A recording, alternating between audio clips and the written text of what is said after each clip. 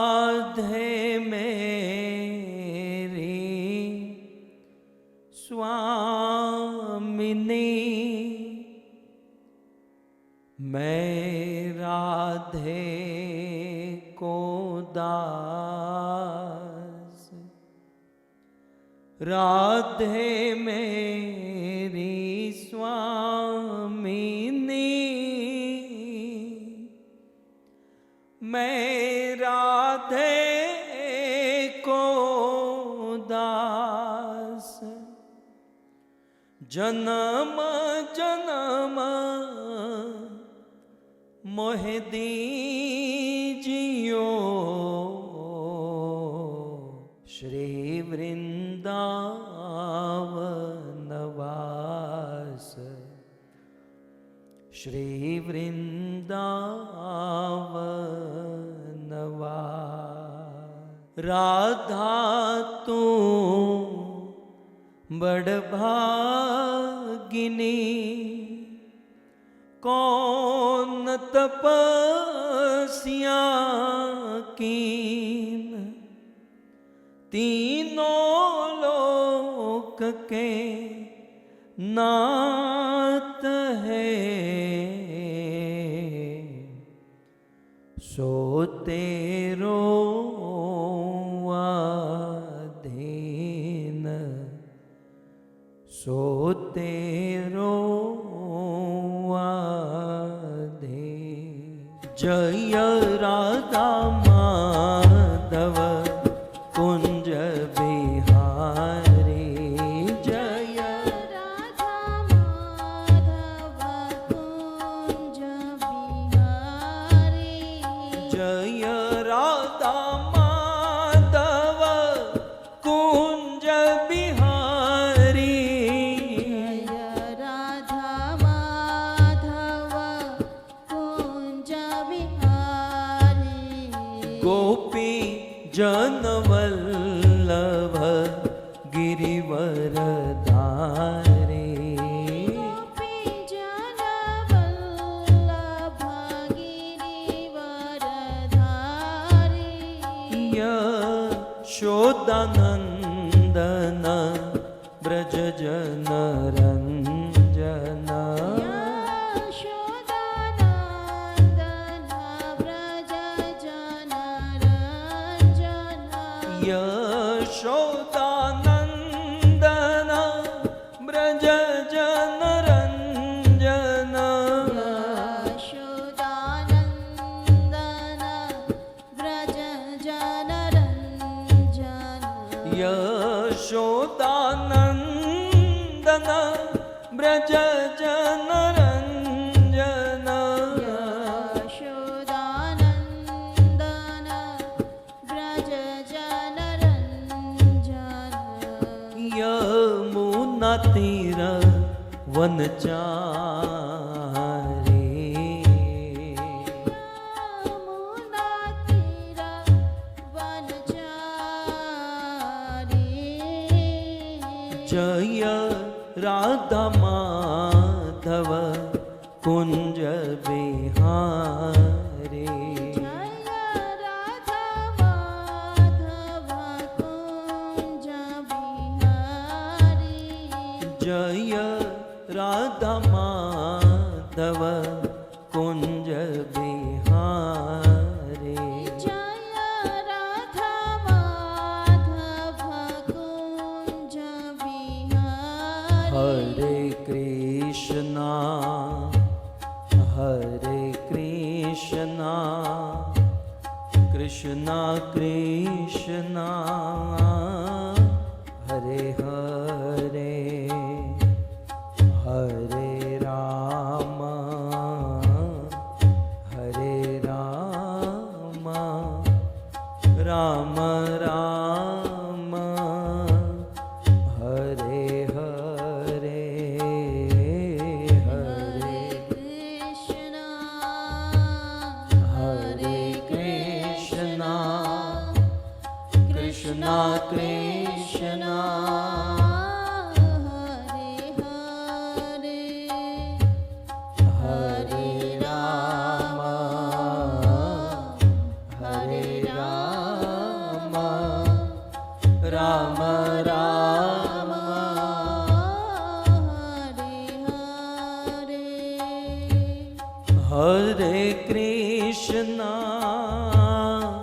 Hare Krishna, Krishna Krishna,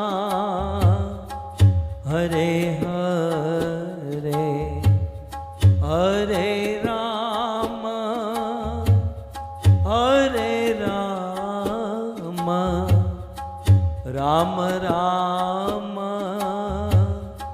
Hare Hare, Hare गाइए भाव से कृष्णा कृष्णा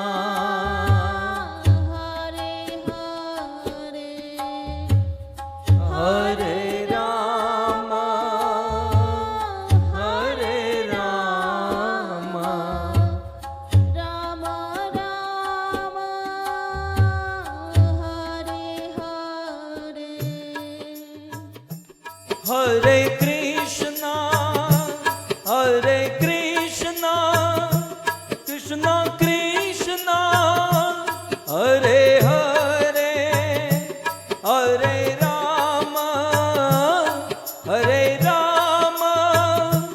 राम राम हरे हरे हरे कृष्णा कृष्णा कृष्णा हरे हरे हरे राम राम राम हरे हरे हरे कृष्णा कृष्णा कृष्णा हरे हरे हरे राम राम हरे हरे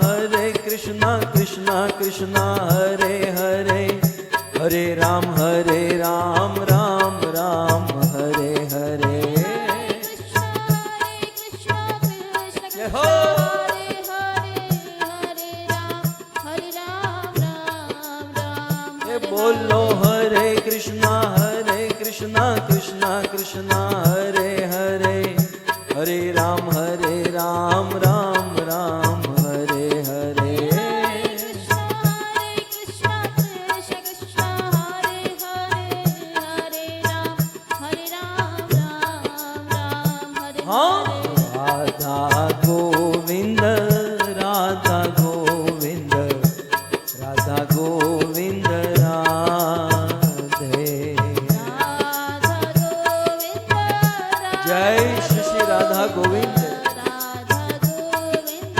राधे जगन्नाथ जगन्नाथ बलदेव जय सुभद्रा जय जगन्नाथ बलदेवा जय सुभद्रा रघुपति राघव राजा राम पतित पावन सीताराम रघुपति राघव राजा राम पतित पावन सीताराम राजा राम पतित पावन सीताराम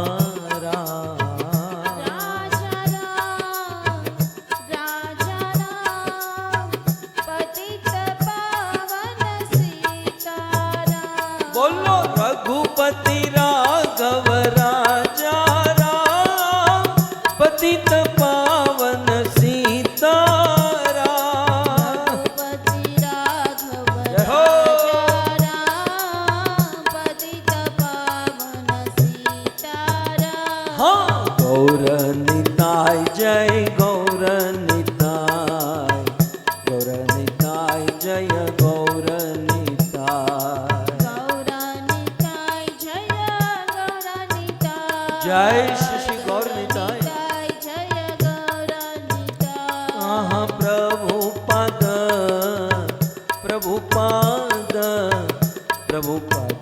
श्रील प्रभुपाद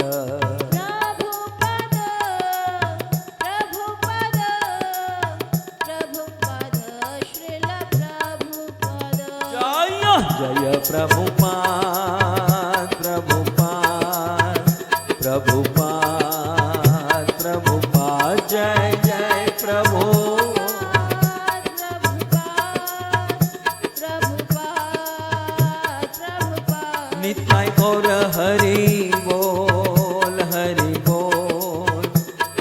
હરિ બોલ નિતાય હરિ બોલ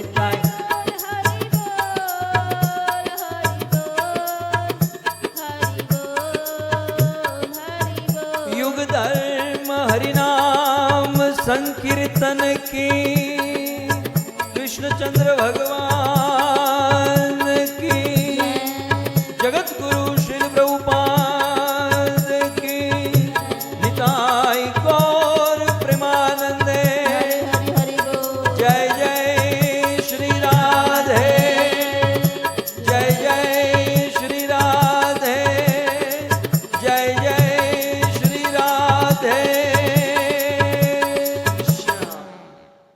યમ બ્રહ્મા વરુણેન્દ્ર રુદ્રમરુત સ્તુવન્તિ દિવ્યેસ્તવે વેદે સાંગપદ ક્રમોપનિષદે ગાયન્તિ યમ સામગા ધ્યાનાવસ્થિત તદ્ગતેન મનસા પશ્યન્તિ યમ યોગિનો યસ્યાન્તં ન વિદો સુરાસુરગણા દેવાય તસ્મૈ નમઃ વંશે વિભૂષિતકરા નવનીરદાભા પીતાંબર દરુણબિંબફલ દરોષ્ટા પૂર્ણેન્દુસુંદરમુખા અરવિંદનેત્રા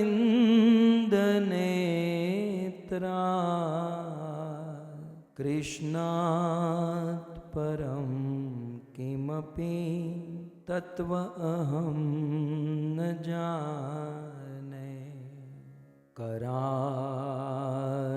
करारविन्दे न पदारविन्दं मुखारविन्दे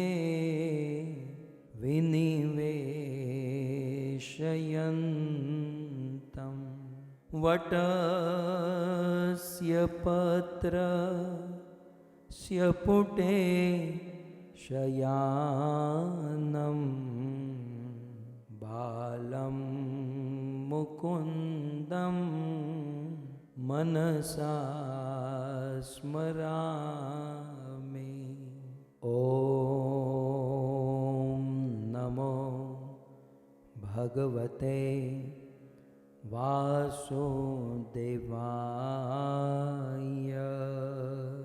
ॐ नमो भगवते वासुदेवाय ॐ नमो भगवते वासुदेवाय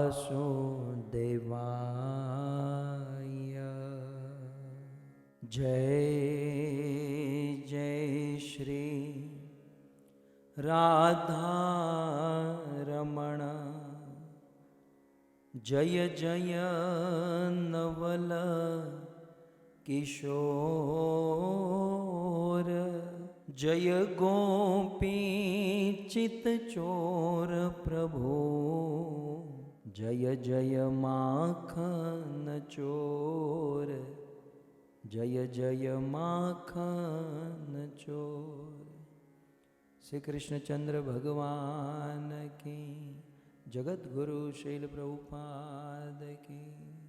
उपस्थित भगवत कथा अनुरागी गोठवाए गएला बहुत अच्छी तरीके से बैठे हुए समस्त भक्तगण, इस सभा को सुशोभित करने वाले अंतर्राष्ट्रीय कृष्ण भावनामृत संघ इस्कॉन के वरिष्ठ भक्तगण, दूर दूर से, देश विदेश से, फेसबुक, यूट्यूब आदि के माध्यम से बड़ी भारी मात्रा में इस कथा का श्रवण करने वाले समस्त श्रोतागण एवं अपने पावन पितरों की स्मृति में अपने पूर्वजों के पुण्यार्थ ये सुंदर भागवत कथा का आयोजन करने वाले हमारे यजमान परिवार छगनलाल और जया माता जी का ये पूरा जोशी परिवार, आप सभी भक्तों का श्रीमद् भागवत कथा के 6ठ दिवस में पुनः एक बार हार्दिक स्वागत एवं आप सबके चरणों में हमारा प्रणाम।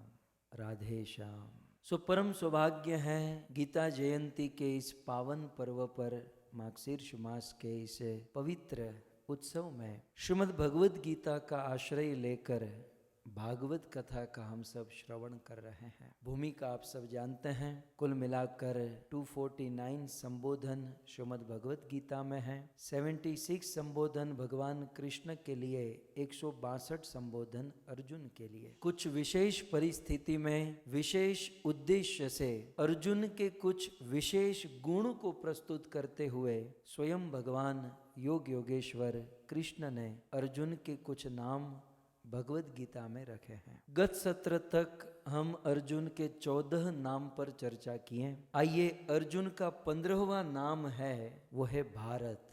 आप देख सकते हैं स्क्रीन पर। भगवान श्री कृष्ण ने श्रीमद् भगवत गीता में 20 बार 20 टाइम्स अर्जुन को भारत, हे भारत, हे भारत, भारत कहकर संबोधित किया। केवल अर्जुन को ही नहीं, श्रीमद् भागवत में यदि आप देखो तो सुखदेव गोस्वामी भी महाराज परीक्षित को भारत कहते हैं, कृष्ण अर्जुन को भारत कहते हैं, सुखदेव जी परीक्षित को भारत कहते हैं, और हम भी अपने आप को भारतीय ही तो कहते हैं। भले कुछ लोग अमेरिका में हैं, यूरोप में हैं, लंदन में हैं, लेकिन दिल तो भारतीय है। दिल जो धड़क रहा है तो भारतीय है। यदि हम अपने आप को भारतीय समझते हैं, भारत के मानते हैं, तो अर्जुन में जो गुण है वे गुण हमारे अंदर होने चाहिए। मैं ज्यादा विस्तार न करूं, लेकिन भारत शब्द को यदि हम समझने का प्रयास करें, इसके संधि विच्छेद यदि किए जाए तो इसके 2 शब्द हैं,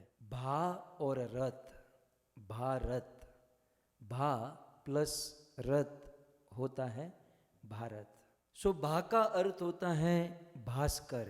भा माने भास्कर, भा माने सूर्य।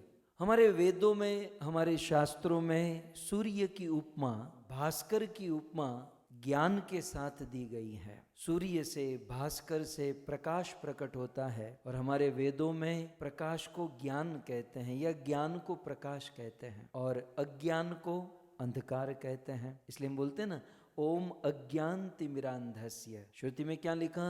तमसो मां ज्योतिर्गमय। अज्ञान रूपी अंधकार से ज्योति की ओर, प्रकाश की ओर हम गति करें, अर्थात ज्ञान की ओर गति करें।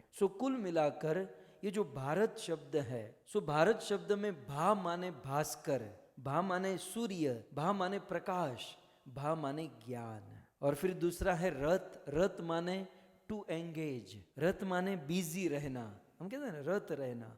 भारत, भा माने ज्ञान और रत माने एंगेज रहना। जो रात दिन 24 घंटे ज्ञान में रत रहता है, ज्ञान में ही लगा रहता है, उसे भारत कहते हैं, या फिर उसे भारतीय कहते हैं। अपने आप को थोड़ा सा चेक करना चाहिए। हम भारतीय हैं तो क्या हम लोग ज्ञान में रत रह रहे हैं? क्या हमारा जीवन ज्ञान में है, या फिर हमारा जीवन संसार की भौतिक काम वासनाओं में फंसा हुआ है? यहाँ भगवान श्री कृष्ण अर्जुन को भारत इसलिए कहते हैं क्योंकि अर्जुन ज्ञान प्राप्त करने के जिज्ञासु हैं, क्योंकि अर्जुन रात दिन ज्ञान में रचे पचे रहते हैं, रात दिन एंगेज रहते हैं। तो भारत या भारतीय का गुण है कि जो भारत है, जो भारतीय है, वो अपने लिए ज्यादा नहीं जीता है। भारतीय दूसरों के लिए जीता है, दूसरों के कल्याण के लिए उनका जीवन होता है, और यही तो मनुष्य जीवन का वास्तविक उद्देश्य है। आज मैं अत्यंत प्रसन्न हूँ,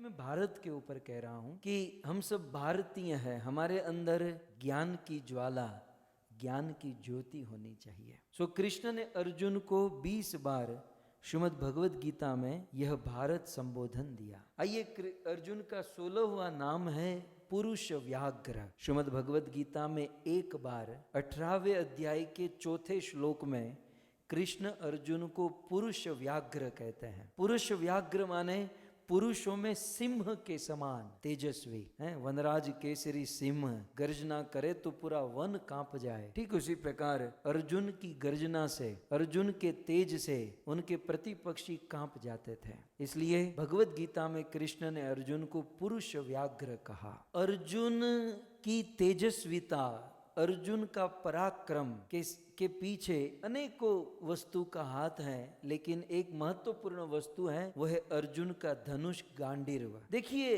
अर्जुन को गांडीर्व प्राप्त हुआ उनकी योग्यता के बल पर, उनके तेजस्विता के बल पर, उनके पराक्रम के बल पर। एक बात समझ लीजिए, अस्तित्व में सारी वस्तुएं हैं। कुछ लोग कहते हैं ना, कुछ लोग रात दिन दुखी रहते हैं, कारण यही कुछ करना नहीं होता है। बस मेरे भाग में कुछ नहीं लगा, मुझे कुछ नहीं, मैं तो दुखी हूं। संसार में, अस्तित्व में सब कुछ है।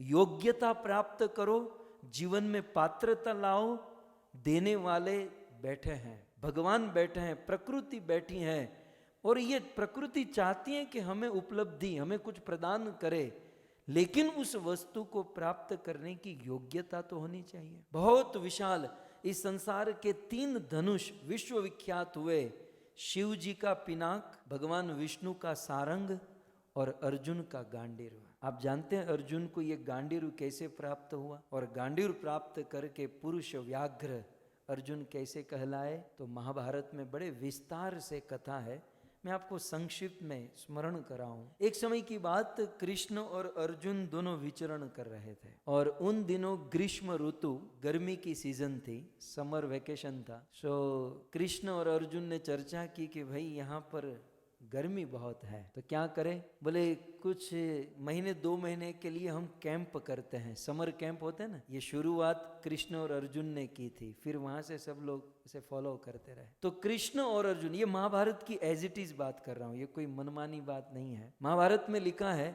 कृष्ण और अर्जुन कैंप किए, अपने अनेक दास दासियों को लेकर, भोजन सामग्री लेकर, वो टेंट तंबू आदि लेकर वे निकले, और यमुना के तट पर उन्होंने टेंट डाला, तंबू डाला, और महीने 2 महीने तक वहां पर समर में अपना वेकेशन बिताए। उन दिनों की बात है, एक दिन कृष्ण और अर्जुन यमुना में स्नान किए, और स्नान करके यमुना के तट पर एक वृक्ष के नीचे बैठे थे, और उसी समय एक बहुत बड़े महात्मा, सफेद बाल, लंबी दाढ़ी और बड़े वयोवृद्ध ऐसे महात्मा कृष्ण और अर्जुन के पास आए, और उस महात्मा ने कहा कि मैं बहुत भूखा हूँ, मुझे बड़ी भूख लगी है, और आप मुझे लग रहे हैं कि कुछ दानवीर हो दिखने में। देखो, दानवीर के चेहरे से ही पता चल जाता है कि यहाँ क्या होने वाला है।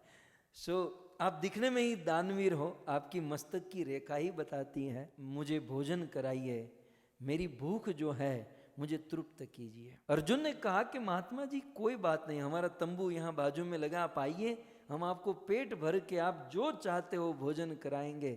तब उस महात्मा ने कहा, देखो ध्यान से, मैं ऐसा वैसा भोजन ग्रहण नहीं करता हूं। तो बोले आप क्या खाओगे? तब उस आदमी ने कहा, उस वयोवृद्ध व्यक्ति ने कहा कि मैं साक्षात अग्नि देवता हूं, और मुझे ऐसा वैसा भोजन नहीं चाहिए, मुझे खांडव वन को खाना है। खांडव प्लस मुझे खांडव पूरे वन को खाना है। अग्नि देवता है और अग्नि तो जलाते हैं, तो मुझे पूरा खांडव वन खाना है। तो अर्जुन ने कहा जाकर खा लो, हमें क्या बोल रहे हो? तब उस अग्नि देवता ने कहा कि मैं खांडव वन को खाने के लिए बहुत प्रयास किया, लेकिन उस खांडव वन में तक्षक नाग रहता है। देखो ये बहुत बड़ी लिंक है हमारे भागवत और महाभारत की। उस खांडव वन में तक्षक नाग रहता है, और जब मैं उस खांडव वन को खाने जाता हूं, अग्नि देवता कैसे खाएंगे? उसे जलाकर खाएंगे। जब उस खांडव वन को मैं जलाता हूं, जब मैं उसे खाने जाता हूं, तो क्योंकि वहां तक्षक नाग रहता है, और तक्षक नाग जो है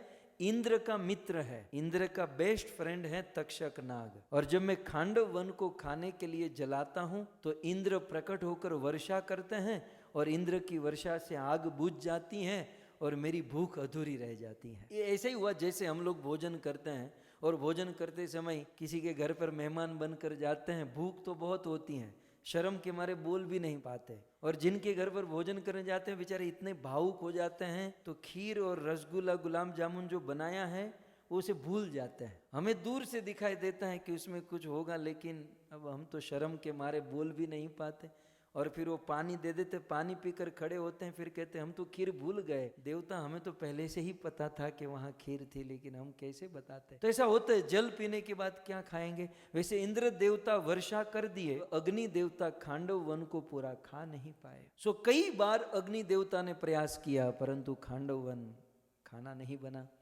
तो अग्नि देवता ने अर्जुन से कहा कि हे अर्जुन और हे कृष्ण, आप दोनों मुझे समर्थ लग रहे हो। खांडव वन के एक दिशा में अर्जुन आप खड़े रहो, एक दिशा में कृष्ण, और आप दोनों उस खांडव वन के जीव जंतुओं को घेर कर रखो कि वहां से कोई बाहर न निकले, और इंद्र को भी संभाल कर रखो कि वे वर्षा न करे, और मैं अच्छे से पेट भर के खांडव वन को खा सकूं, ऐसी मुझे अरेंजमेंट कर दो। अब अर्जुन ने कहा कोई बात नहीं, आप अग्नि देवता हो और आपकी इच्छा पूर्ण करना हमारा धर्म है, हम आपकी इच्छा को पूर्ण करेंगे, लेकिन यह कार्य करने के लिए मुझे एक धनुष चाहिए और मुझे एक ही साथ सैकड़ों बाण चलाने होंगे।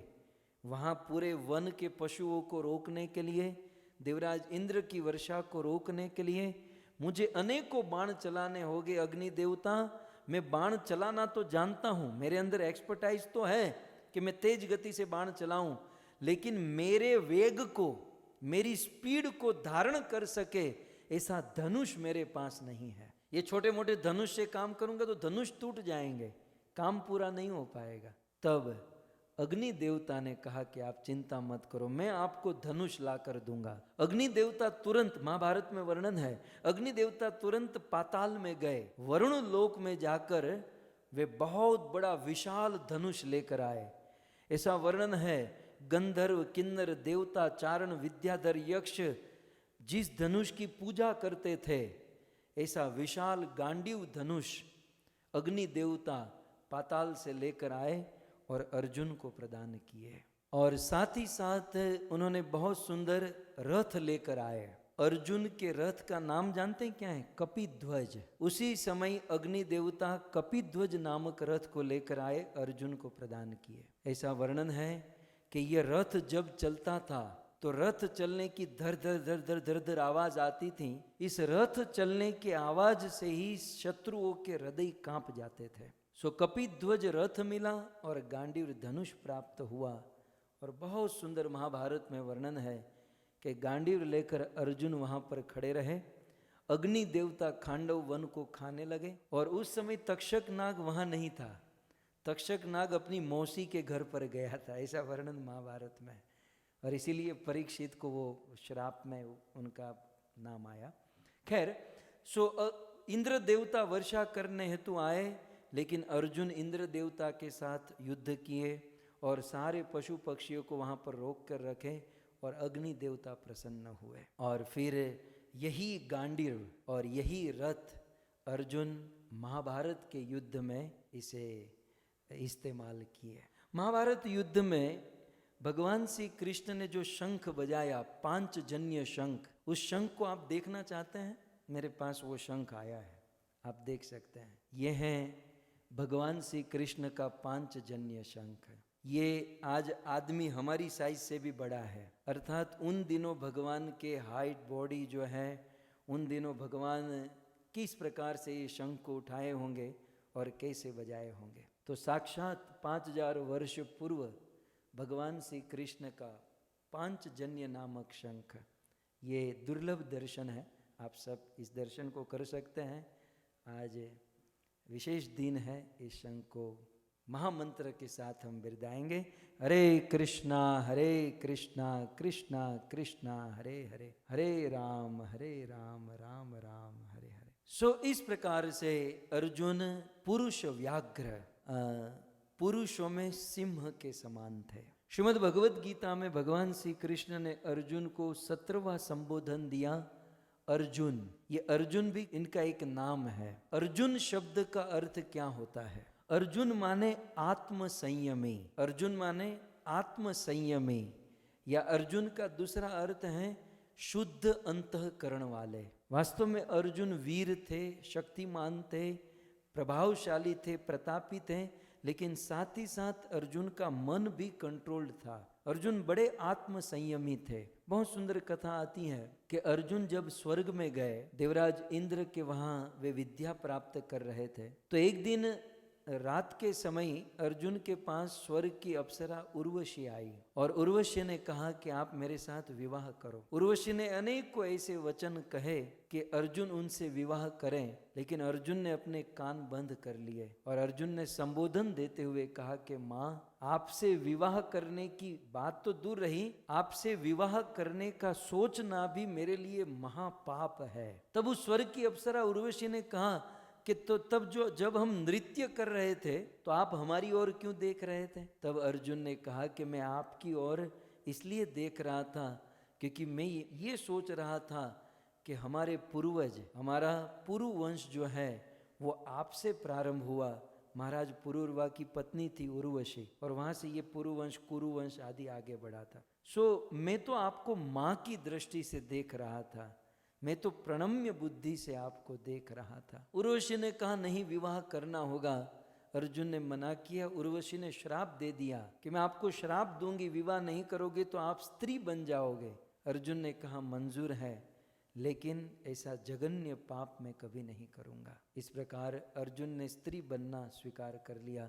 और दूसरे दिन इंद्र को जब यह बात पता चली, तब इंद्र ने अर्जुन के गुणों को बिरदाया और इंद्र ने कहा अर्जुन तुम चिंता मत करो, ये जो तुम्हें श्राप मिला है स्त्री बनने का, तुम जीवन में 1 वर्ष स्त्री बनोगे और ये श्राप तुम्हारे लिए वरदान हो जाएगा जब तुम्हें वनवास मिलेगा और 13वें वर्ष जब अज्ञातवास मिलेगा, और ऐसा अज्ञातवास कि आपको कोई खोज न पाए, और उस समय 1 वर्ष के लिए आप स्त्री बनोगे और आप बड़े आनंद से अपने उस समय को बिताओगे। इस प्रकार अर्जुन का अर्थ है शुद्ध अंतःकरण वाले।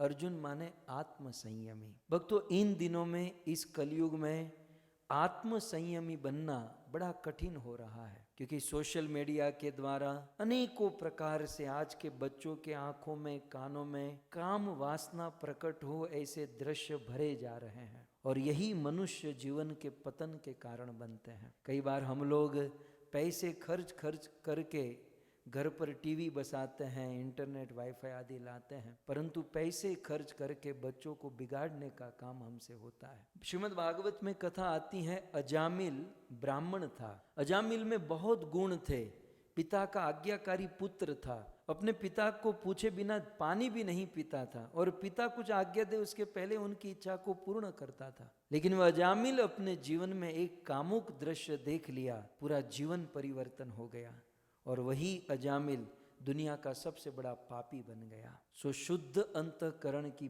बहुत आवश्यकता है, पवित्र होने की बड़ी आवश्यकता है, और यह पवित्रता आएगी भगवान श्री कृष्ण की भक्ति करने से, भगवान का नाम लेने से, भगवान का दर्शन करने से, भगवान को प्रणाम करने से। तत्पश्चात भगवान श्री कृष्ण ने अर्जुन को 18वां नाम दिया परंतप। परंतप माने पर, सामने जो खड़ा है उनको तपाने वाला। अर्जुन में ये गुण था, अपने समक्ष खड़े हुए व्यक्ति को वो तपा देता था। आज भी कुछ लोगों में ऐसे गुण होते हैं कि कुछ लोगों के सामने आप ज्यादा देर तक खड़े नहीं रह पाते, क्योंकि कुछ लोगों में वे प्रभाव होता है, वे गुण होता है, वो महानता होती है कि उनके सामने हम झूठ नहीं बोल सकते, उनके सामने हमारा जो डुप्लीसिटी है वो टिक नहीं सकती। अर्जुन के अंदर ये गुण था, परंतप, सामने खड़े हुए व्यक्ति को तपा दे। अर्जुन बहुत बड़े शूरवीर थे। ऐसा वर्णन है कि इंद्र ने कहा कि शिव जी से जब तक पशुपशास्त्र नहीं मिलेगा तब तक आगे की विद्या प्राप्त नहीं कर पाओगे। अर्जुन वनवास के दौरान वन में विचरण कर रहे थे, और उसी समय अर्जुन ने एक सूअर का निशाना लेकर मारा, और उसी समय शिव जी किरात का रूप, कोल भील का रूप लेकर शिव जी वहां पर आए, उन्होंने भी सूअर को मारा, और दोनों के बीच में बोलाचाली हो गई कि मैंने इस सूअर को मारा है, ये मेरा शिकार है। और बोलाचाली होते हुए अर्जुन और शिव जी के बीच में घमासान युद्ध हुआ, और युद्ध करते समय अर्जुन ने अपना गांडीर उठाया, धनुष बाण नहीं चढ़ाया, केवल गांडीर की प्रतंचा को खींचा। गांडीर की टंकार से अर्जुन ने पूरे ब्रह्मांड को हिला दिया और उस टंकार से शिव जी प्रसन्न हुए और प्रसन्न होकर उन्होंने पशु पशास्त्र प्रदान किया और शिव जी ने संबोधित किया, परम तप, धन्य हो अर्जुन आप परम तप, पर व्यक्ति को, अपने समक्ष व्यक्ति को तपाने वाले हो। तो इस प्रकार से अर्जुन परम तप। कृष्ण ने 19वां नाम अर्जुन को दिया। दूसरे अध्याय के 15वें श्लोक में एक बार अर्जुन को पुरुष ऋषभ कहा गया, पुरुष ऋषभ। अर्जुन पुरुषों में ऋषभ, ऋषभ माने उत्तम। अर्जुन को मनुष्य में उत्तम माना गया। क्यों? हम सब मनुष्य हैं, हम सब उत्तम कब माने जाएंगे? हमारे जीवन में जब चुनाव का अवसर आए, सिलेक्ट करने का अवसर आए, तो सर्वप्रथम भगवान को चुने और बाकी सब कार्य को बाद में रखे, तो समझो हम भी मनुष्य में उत्तम है। अर्जुन के जीवन में ऐसी ही घटना घटी। जब महाभारत का युद्ध अवश्यंभावी हुआ, तब वहां से शकुनी ने दुर्योधन को द्वारिका भेजा, जाओ कृष्ण से मदद लेकर आओ। और यहाँ से युधिष्ठिर महाराज ने अर्जुन को भेजा, आप कृष्ण से मदद लेकर आओ। दुर्योधन और अर्जुन दोनों द्वारिका पहुंचे। ऐसे कार्यों में दुर्योधन बहुत आगे रहता था। सबसे पहले दुर्योधन पहुंचे, लेकिन उस समय द्वारिकाधीश सोए हुए थे। दुर्योधन भगवान कृष्ण के मस्तक के पास बैठे। कुछ देर के बाद अर्जुन आए, बोले दुर्योधन पहले से ही आकर बैठे। अर्जुन कृष्ण के चरणों के पास बैठे। थोड़ी देर के बाद भगवान श्री कृष्ण की निद्रा खुली तो कृष्ण की दृष्टि अपने चरणों के पास गई। अर्जुन को देखा, बोले मित्र अर्जुन आप आए हो। कृष्ण अर्जुन से गले मिले। पीछे से दुर्योधन बोला, केशव मैं भी आया हूं। अच्छा दुर्योधन आप भी आए? भगवान श्री कृष्ण दुर्योधन से मिले। अब यहाँ एक सीख मिलती है कि भगवान के दरबार में कहाँ बैठना चाहिए, ये भी एक बुद्धिमानी है। यद्यपि दुर्योधन पहले पहुंचा था, लेकिन भगवान के माथे के पास बैठा था। और अर्जुन भगवान के चरणों के पास, जो महान व्यक्ति होते हैं, या भगवान के चरणों के पास बैठना चाहिए, जिससे हमें कृपा प्राप्त हो। तब प्रस्ताव रखा कि हम दोनों के बीच में, कौरव पांडवों के बीच में युद्ध होने वाला है, तो हम आपसे मदद मांगने आए हैं। अब भगवान कृष्ण ने 2 ऑप्शन दिया। देखो युद्ध हम अपने सगे संबंधी में हो रहा है, इसलिए मैं अस्त्र शस्त्र नहीं उठाऊंगा। कृष्ण ने कहा मैं युद्ध नहीं करूंगा, मैं भाग लूंगा लेकिन निहत्था ऐसे ही रथ चलाऊंगा, ऐसे ही बैठा रहूंगा। तो अर्जुन पहले मैं तुम्हें मौका देता हूं, एक और मेरी नारायणी सेना, भगवान की 2 अक्षौणी सेना, नारायणी सेना मजबूत सेना थी, और दूसरी ओर मैं कृष्ण, मेरी सेना युद्ध करेगी, मैं कृष्ण युद्ध नहीं करूंगा। अर्जुन बताओ तुम्हें क्या चाहिए? दुर्योधन ने कहा पहले मेरा मौका, पहले मैं आया था, पहले मुझे मांगने के लिए कही अर्जुन को। बोले नहीं, अर्जुन छोटा है और जब भी देने की बात आती है तो छोटे को पहले अवसर देना चाहिए, और अर्जुन को पहले मैंने देखा, इसलिए पहले अर्जुन की इच्छा पूर्ण होगी। अर्जुन को जब पूछा तो अर्जुन ने कहा प्रभु इसमें बोलने की क्या आवश्यकता है, मुझे आपकी सेना से कोई मतलब नहीं है, मुझे आपसे कुछ नहीं चाहिए प्रभु, मुझे तो आप चाहिए। मैं एक नया भाव आपको प्रदान करूं, आज लॉन्च कर रहा हूं। अर्जुन ने कहा कृष्ण मैं आपसे मांगने थोड़े आया हूं, मुझे न तो आपकी सेना भी चाहिए, न तो मुझे आप चाहिए प्रभु, मैं तो अपने आप को आपको देने के लिए आया हूं, मैं तो आपको देने, आपको समर्पित होने आया हूं। बस प्रभु आप मेरे सेना में मेरे रथ पर बैठिएगा, मेरे रथ की बागडोर अपने हाथ पर रखिए, मुझे और कुछ नहीं चाहिए। तो बार बार कृष्ण ने कहा कि अर्जुन सेना मांग लो। दुर्योधन ने कहा हो गया ना, अब दे दो मुझे सेना तो मैं निकलूं, मुझे भी देरी हो रही है। दुर्योधन सेना लेकर चला गया। कृष्ण और अर्जुन दोनों बैठे थे अपने पलंग पर। कृष्ण ने अर्जुन से कहा कि अर्जुन तुझे ऐसा नहीं लग रहा है कि तूने लॉस कर दिया, तूने पूरी सेना को छोड़कर मेरे जैसे आदमी को जो युद्ध नहीं करेगा? तब अर्जुन ने कहा कृष्ण आप मेरे जीवन की और मेरे रथ की बागडोर अपने हाथ में पकड़ कर रखो, और मुझे विश्वास है कि आप केवल मेरे साथ बैठोगे भी ना, तो ये कौरव की बात तो दूर रही, साक्षात महादेव भी इस धरती पर आ जाए, मैं जीतने की ताकत रखता हूं, मैं महादेव के ऊपर भी विजय प्राप्त कर सकता हूं। कृष्ण यदि आप मेरे साथ बैठे हो। फिर इसके बाद बहुत समय बीता और महाभारत का युद्ध बहुत लंबा चला, लेकिन तत्व की बात मैं कह दूं भक्तों, महाभारत का युद्ध कौन जीतेगा ये निर्णय आज ही हो गया था। जब अर्जुन ने कृष्ण को चुना उसी समय महाभारत के युद्ध का निर्णय हो गया कि युद्ध पांडव जीतेंगे। युद्ध तो एकमात्र एक समझो एक ड्रामा था, वास्तविक युद्ध का निर्णय तो युद्ध के पहले चुनाव के समय हुआ था, जब अर्जुन ने कृष्ण को चुना। हमारे जीवन में भी हम भगवान को चुने, भगवान को प्रायोरिटी में रखें, तब हम श्रेष्ठ माने जाएंगे। अर्जुन को यहाँ पर पुरुष ऋषभ कहा गया, अर्जुन को श्रेष्ठ उत्तम कहा गया। इसका कारण अर्जुन ने भगवान श्री कृष्ण को चुना। तो ऐसे भगवान श्री कृष्ण का आज जन्मदिन है। हम श्रीमद् भागवत कथा का श्रवण कर रहे हैं और कथा के दौरान हम श्रीमद् भागवत के 10वें स्कंद की ओर प्रयाण कर रहे हैं। वर्णन ऐसा भी है, कृष्ण ने और एक नाम दिया था अर्जुन को, धनंजय। बात आई इसलिए कह दूं, धनंजय ये संबोधन गीता में 8 बार दिए। धनंजय माने धन को जीतने वाले, धन को हासिल करने वाले। वास्तविक धन क्या है? भगवान श्री कृष्ण का वास्तविक धन उनकी बहन सुभद्रा है। सो अर्जुन ने सुभद्रा को जीता था, अर्जुन ने सुभद्रा का हरण किया था, और ये भी भगवान श्री कृष्ण ने करवाया। ये भी बहुत सुंदर कथा है। कल भगवान कृष्ण का विवाह करना है, रुक्मणी विवाह, तो पहले अर्जुन का करवा दो। अब क्या था, बलराम जी का शिष्य था दुर्योधन।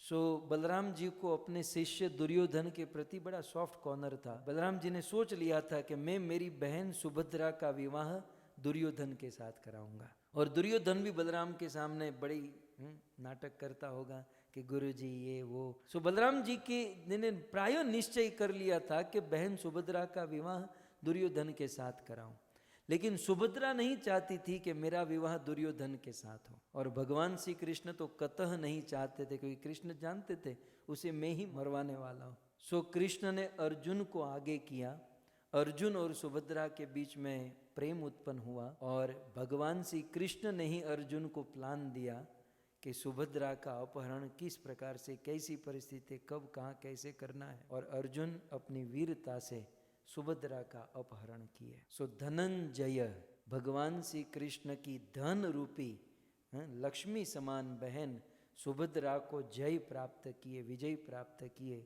उनका हरण किए, अतः अर्जुन को धनंजय कहते हैं। और राजा महाराजाओं से युद्ध करके उन्होंने धन जीता, इसलिए भी अर्जुन को धनंजय कहते हैं। तो 20 नाम अर्जुन के यहाँ पर हुए। आइए हम श्रीमद् भागवत कथा क्रम की ओर आगे बढ़ें। सुखदेव गोस्वामी कथा सुनाते सुनाते 3 दिन 3 रात बीत गए, और चौथे दिन सुबह महाराज परीक्षित सुखदेव गोस्वामी से कहते हैं कि सुखदेव जी, अब सोम वंश और सूर्य वंश के राजा महाराजाओं की कथा बहुत सुनी, सुखदेव जी अब मैं कृष्ण कथा सुनना चाहता हूं। यदोश्च धर्मशीलस्य नितराम मुनि सत्तम तत्र अंशेन अवतीर्णस्य विष्णु वीर्याणि संशन। यदुवंश में जन्म लेने वाले धर्मात्मा, महान यदुवंश में जन्म लेने वाले, देखिए भगवान जो है ना पवित्र वंश में जन्म लेते हैं। कई बार हम लोग सोचते हैं कि मैं चाहता हूं कि मेरा बेटा राम हो, लेकिन तू रावण जैसा है, तेरे घर पे राम दूर दूर तक नहीं हो सकता। यदि हम चाहे कि हमारे घर पर राम जन्म ले, या राम का कोई भगत, कोई सज्जन व्यक्ति जन्म ले, तो पहले हमें सज्जन बनना होगा। इसलिए परीक्षित महाराज कहते हैं यदोश्च धर्मशीलस्य, धर्मात्मा यदुवंश में जिसका जन्म हुआ उस भगवान श्री कृष्ण की कथा आप सुनाइए। अवतीर्य यदोर्वंशे भगवान भूत भावन कृतवान यानी विश्वात्मा तानी नह वद विस्तरात। यदुवंश में अवतीर्ण होकर कृष्ण और बलराम ने मिलकर जो जो कार्य किए, कृपया करके आप हमें उस कृष्ण की कथा सुनाइए। भक्तों, श्रीमद् भागवत में अनेकों कथाएं हैं, लेकिन सभी कथाओं का पर्यवसान, सभी कथा का सार है कृष्ण कथा। राजसूय सभा में धर्मराज युधिष्ठिर ने नारद मुनि को प्रश्न पूछा कि हे नारद जी, हम जैसे घर गृहस्थी वाले, हम जैसे संसारी जीवों के लिए संसार में रहकर, घर गृहस्थी में रहकर ही ईश्वर प्राप्त करने हैं तो क्या करना चाहिए? कुछ प्रैक्टिकल बात, क्योंकि हम सब काम धंधा वाले, जॉब वाले, हमारा आधा जीवन तो घर गृहस्थी, व्यवसाय और व्यवहार में ही बीत जाता है। तो ऐसे गृह मुड्ढ दी, हम जैसे फंसे हुए गृहस्थियों के लिए, संसारी मनुष्यों के लिए कोई ऐसा सरल उपाय बताइए ताकि हम घर गृहस्थी में रहकर भगवान की प्राप्ति कर सके। तब नारद मुनि ने बहुत सुंदर जवाब दिया कि गृहेषु अवस्थितो राजन कुर्वन् क्रिया यथोचिता वासुदेव अर्पणम साक्षात उपासीत महामुनि। नारद जी ने कहा कि गृहस्थियों के लिए, संसारियों के लिए घर छोड़ने की आवश्यकता नहीं है, अपना काम धंधा, बिजनेस, अपने कर्म को त्याग करने की आवश्यकता नहीं है। अपने कर्म करो, जहां हो वहीं रहो, अपनी रिस्पॉन्सिबिलिटी निभाओ, लेकिन एक काम करो अपने जीवन में, और वह कार्य क्या है? उप आसीत महामुनि, महामुनियों के निकट बैठो। जो शुद्ध संत हैं, जो सदगुरु हैं, उनके पास जाओ, या ऐसे महामुनि शुद्ध संत को अपने घर बुलाओ और उनके चरणों में बैठकर अवतार कथा शुभा, भगवान की पवित्र कथा सुनो। युधिष्ठिर महाराज ने यह भी कहा कि कौन सी कथा? तब वहां पर नारद मुनि कहते हैं भगवान श्री कृष्ण की कथा सुनो। लेकिन कृष्ण कथा सुनने की पात्रता होनी चाहिए। कृष्ण कथा सुनने की पात्रता कब आएगी?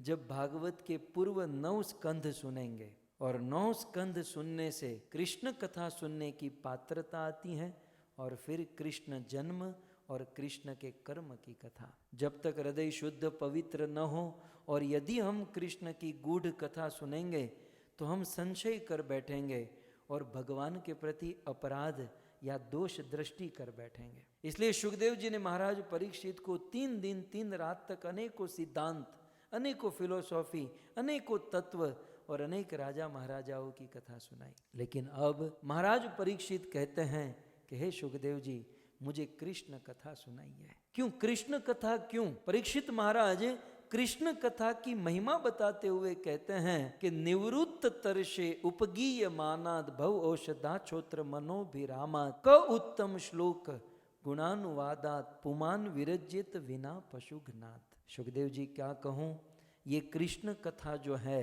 इस संसार में सबके लिए पवित्र करती है। ये कृष्ण कथा जो मुक्त जीव है उनके लिए भी आनंद देती हैं, और हम जैसे फंसे हुए जीवों के लिए भी आनंद देती है। और इतना ही नहीं, भव रोग से मुक्त करने के लिए यह कृष्ण कथा औषधि के समान है। और इस संसार में ऐसा कौन व्यक्ति होगा जो कृष्ण कथा नहीं सुनेगा, जिसका हृदय कसाई की तरह, पत्थर हृदय, पत्थर दिल वाले जो है वही कृष्ण कथा नहीं सुनेंगे, अन्यथा सभी जीव सुनेंगे। सुखदेव गोस्वामी प्रसन्न हुए और कृष्ण कथा सुनाना प्रारंभ किए। आइए सुखदेव जी हम सबको द्वापर युग में लेकर जा रहे हैं। ये द्वापर युग की बात है। द्वापर युग के अंत में अनेकों राजा महाराजा ऐसे हुए जो राजा महाराजा गलत संगति में पड़कर अपना क्षत्रिय धर्म खो दिए। क्षत्रियों का धर्म होता है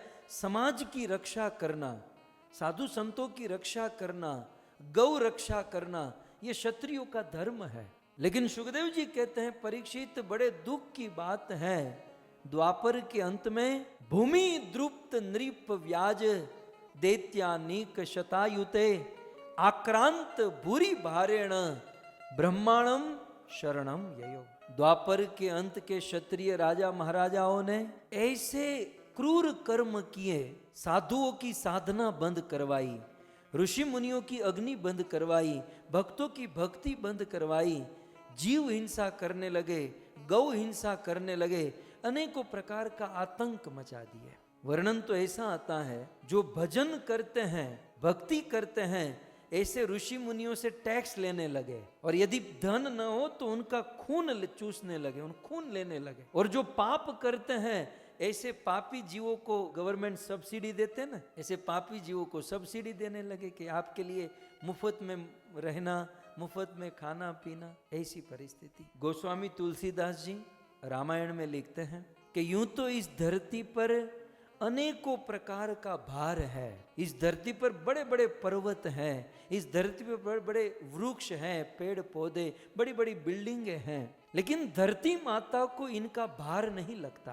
परंतु जब कोई व्यक्ति पाप करता है तो पापी व्यक्ति का भार धरती माता सहन नहीं कर पाती है। और इसीलिए आक्रांत बुरी भारेण, इन राजाओं के पापों से धरती आक्रांत हुई, बड़ी कलमला उठी, बहुत दुखी हुई।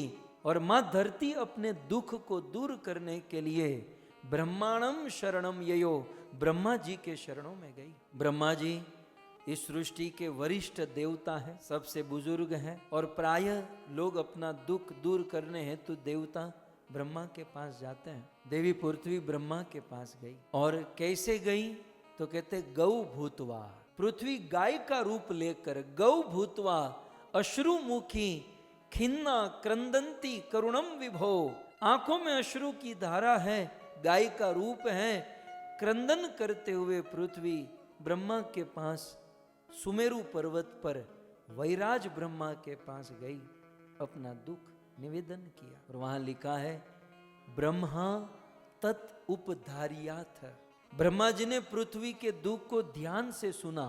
हमें भी ये सीखना चाहिए। ईश्वर कृपा से भगवान ने हमें सुख दिया हो, और सुखी आदमी के पास यदि कोई दुखी व्यक्ति आता है और वह अपना दुख सुनाता है तो हमें दुखी व्यक्ति का दुख सुनना चाहिए। हम तो क्या कर, हमारे पास टाइम नहीं है, चलो भागो यहाँ से, निकलो यहाँ से। आप दुखी व्यक्ति का दुख सुन भी लेते हो ना, तो आधा दुख तो सुनने मात्र से हल्का हो जाता है। और फिर आप उसे थोड़ी सी सलाह दे दो कि भाई कोई बात नहीं, सबके जीवन में दुख होते हैं, केवल रूप रंग अलग होते हैं, बाकी दुख हमारे जीवन में कम है। और फिर भगवान से प्रार्थना करें, सद्मार्ग दिखाए, भगवान प्रसन्न होते हैं। ब्रह्मा जी समर्थ नहीं थे दुख को दूर करने में, फिर भी ब्रह्मा तत् उपधारियाथ, ब्रह्मा जी ने पृथ्वी के दुख को सुना और सुनकर पृथ्वी से निवेदन किया कि देवी छोटा मोटा दुख होता तो मैं दूर कर देता, लेकिन इतना बड़ा दुख तुम्हारे ऊपर आया है, ये मैं दूर नहीं कर सकता।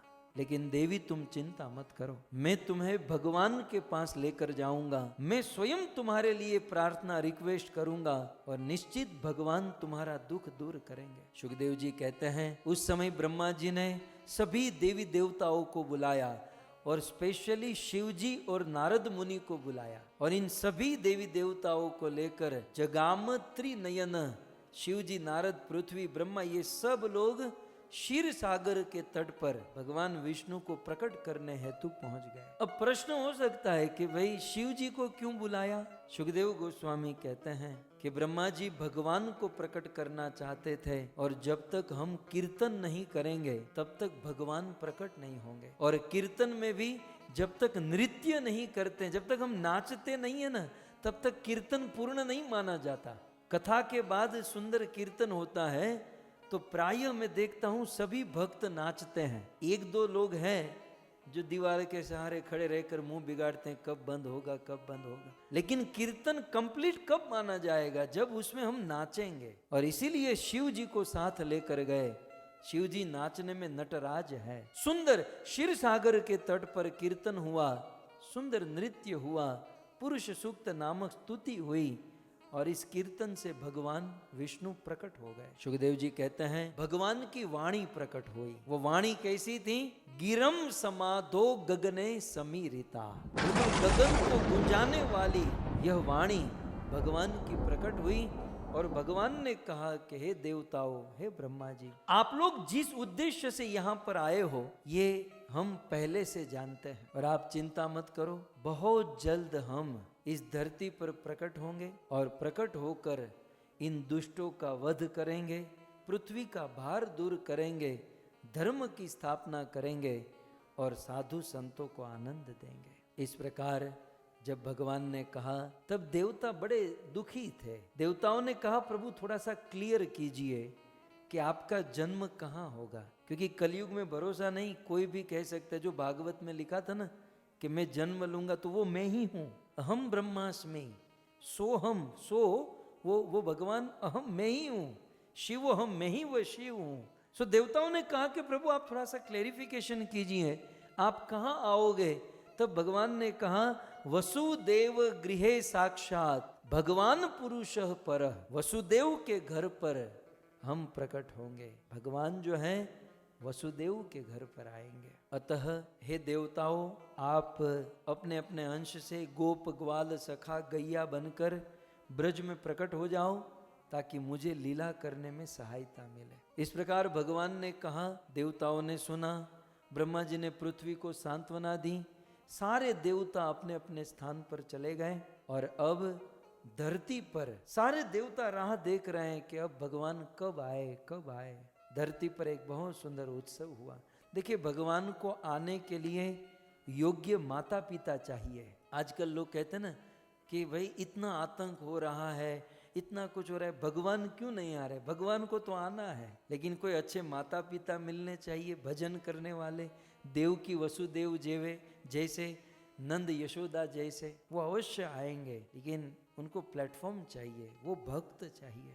सो धरती पर एक बहुत सुंदर विवाह हो रहा था। ये विवाह कहाँ हो रहा था? कहते हैं मथुरा नगरी में। मथुरा जिसके विषय में कहते हैं राजधानी तत साभूत सर्व यादव भूभुजाम, मथुरा भगवान यत्र नित्यम सन्निहितो हरि। यादवों ने मथुरा को अपनी राजधानी बनाई। बहुत समृद्ध नगरी हुआ करती थी और ये वो मथुरा है जहाँ भगवान हरि, जहाँ भगवान कृष्ण सदैव रहते हैं। सो यहाँ पर कहते हैं कि हरि का वास जहाँ पर सदैव है, उस मथुरा में एक बहुत सुंदर विवाह होने जा रहा। ये विवाह महाराज शूरसेन के पुत्र वसुदेव और महाराज देवक की सबसे छोटी कन्या देवकी का, सुंदर दोनों वसुदेव और देवकी का विवाह। कहते हैं वसुदेव जी की बारात 15 दिन तक महाराज देवक के वहां रुकी है। सुंदर गान बजान, उत्सव, भोजन प्रसाद, मेहमान नवाजी 15 दिन तक ये चला है। आजकल की बारात तो 15 दिन भी नहीं 15 घंटे भी नहीं रुकती है। घंटे 2 घंटे में तो पंडित जी भी सब फास्ट फॉरवर्ड मोड में होते हैं, आधे 1 घंटे में ख़त्म करके एक ही दिन में मंडप गणेश स्थापना भी कर लो, मंडप मुहूर्त भी कर लो, शादी फेरे भी कर लो, रिसेप्शन भी एक ही दिन में सब। लेकिन उन दिनों 15 दिन तक वसुदेव और देवकी का विवाह चला।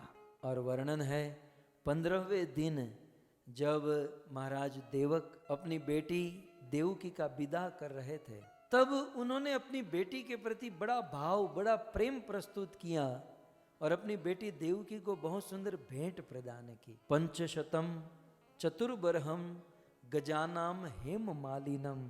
कहते हैं 400 हाथी, 1500 घोड़े, 1800 रथ, 200 दासियां, पूरा वर्णन भागवत में है।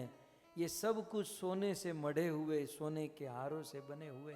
और विदाई की घड़ी जब आई, उन 1800 रथ के बीच में वसुदेव जी का रथ था। सुंदर गान गीत गा रहे थे, बेटी को विदा कर रहे थे। वसुदेव जी रथ पर बैठे, देवकी रथ पर बैठी, और जब विदाई का समय, जब वो रथ को चलने का समय आया, तब देवकी का एक कजिन, देवकी का चचेरा भाई, उग्रसेन का पुत्र कंस, देवकी के प्रति बड़ा प्रेम उमड़ आया। और अपनी बहन देवकी के प्रति प्रेम के खातिर कंस स्वयं उस रथ पर चढ़ गया। रथ चलाने वाले सारथी को नीचे उतारा और कंस स्वयं उस रथ को चलाने लगा।